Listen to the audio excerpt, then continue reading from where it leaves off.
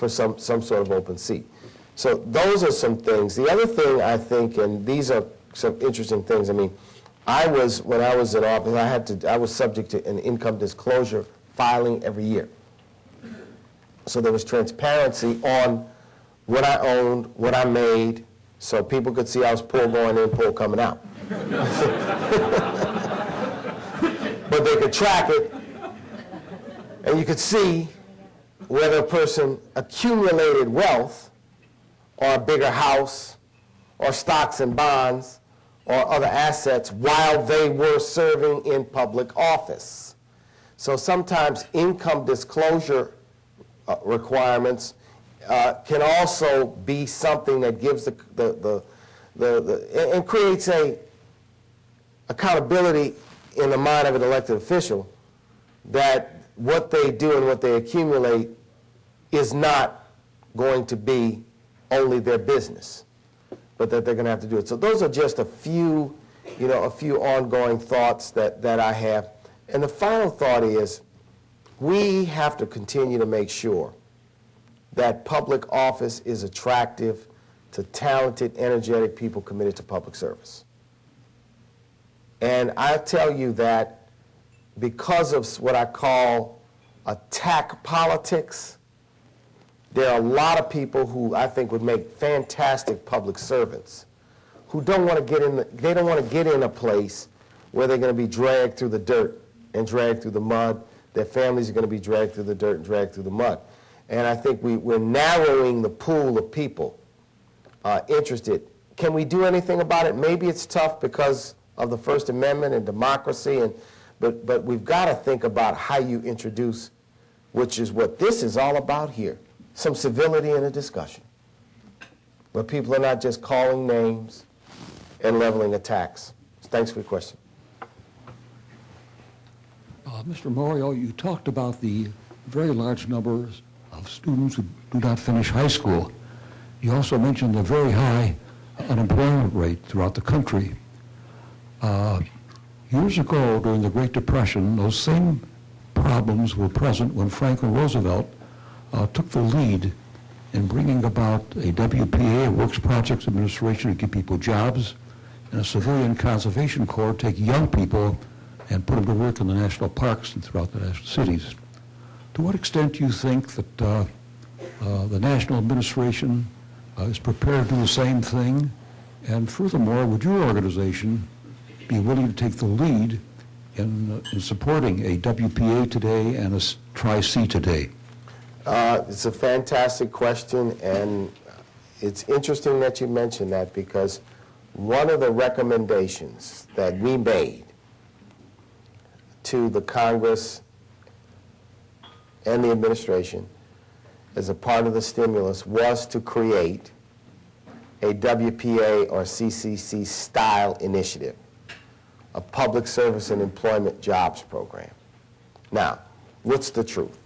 The truth is, the feedback we got is, oh, this will never pass, that people will jump all over it, and that only a handful of people would be willing to support it. I think at the very least, we ought to create new employment opportunities for young people.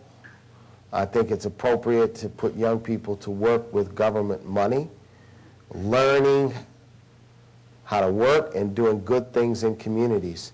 And for some reason, there's a fear that these kinds of jobs would be turned into do-nothing jobs. That's the concern you hear. I'm not endorsing that, because I do think that in a tough economy, look, we've got a 10%, almost 10% unemployment rate. In the African American community, it's almost 16 or 17. In the Latino community, I believe it's about 14. Every economist says it's going to continue to be that high or higher. I think we might need to look at taking Franklin Delano Roosevelt's playbook off the shelf and looking at some of the things he did, because at the end of the day, a 10% 11%, 12% unemployment rate. And here's the other side of it. This is perhaps the side of it people don't understand.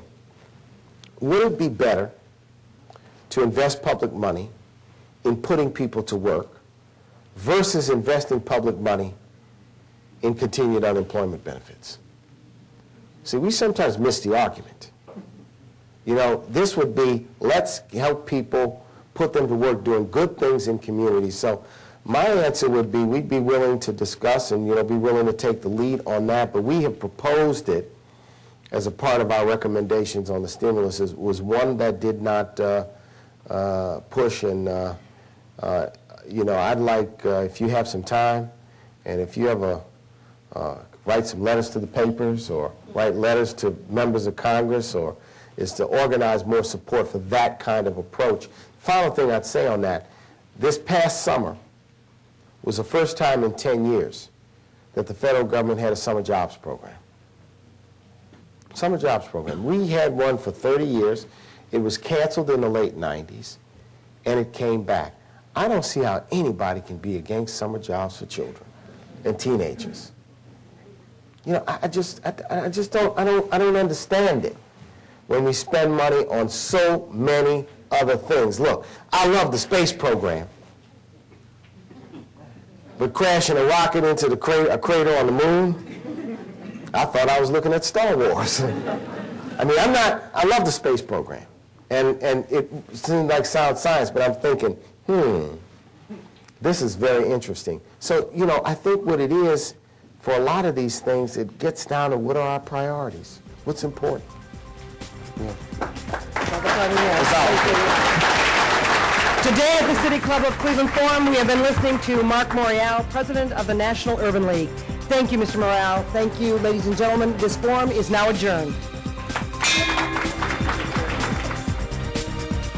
For information on upcoming speakers or for podcasts of the City Club, go to cityclub.org.